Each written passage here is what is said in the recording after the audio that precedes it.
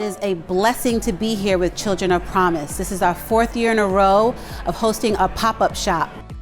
Jack and Jill of America Incorporated is an organization of mothers that work for the betterment, not just for our children, but for all children.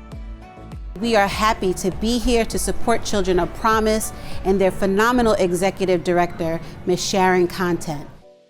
Jack and Jill is an organization that teaches our young African American boys and girls how to be future leaders. We do this through public speaking, community service, philanthropy, and they also have fun while doing all of these events.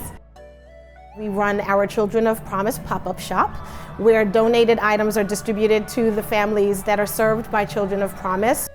Items that Executive Director Sharon Content and her staff have identified as items that are either in need, are expensive to acquire, or some items that some of the families will go without. We try to provide that for the caregivers of the children serviced by Children of Promise. I've been happy to be able to bring the activity back to Children of Promise year after year, and I personally hope that we're able to bring this project back for many Martin Luthor King days to come.